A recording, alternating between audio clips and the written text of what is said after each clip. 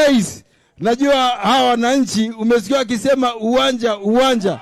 Ni kwa sababu Mheshimiwa Rais, hawa wananchi tulianza kutengeneza, lakini wakasema rais wao ndo atamaliza hichi kiwanja. So rais, utaongea na wao waelezee, wamenulizia sana. Alafu Mheshimiwa Rais, pia nisikuchoshe, mzima phase 2 wamekuwa wakiulizia sana, na vile ulisema utaizindua kabla Disemba, wananiulizia kila siku.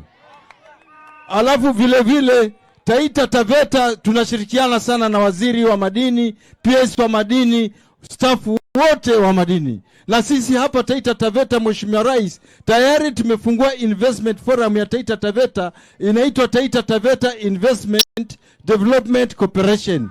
Tutashikana na waziri atuelekeze tufanye kazi kwa pamoja.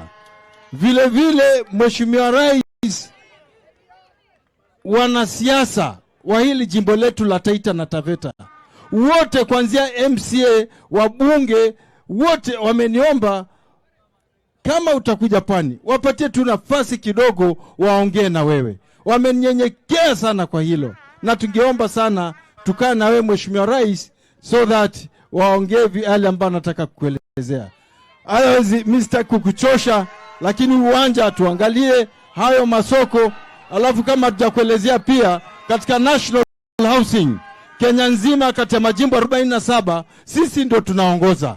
Hata ndio maana tumechukua ile Mbela Estate na tumetengenezewa na hapa.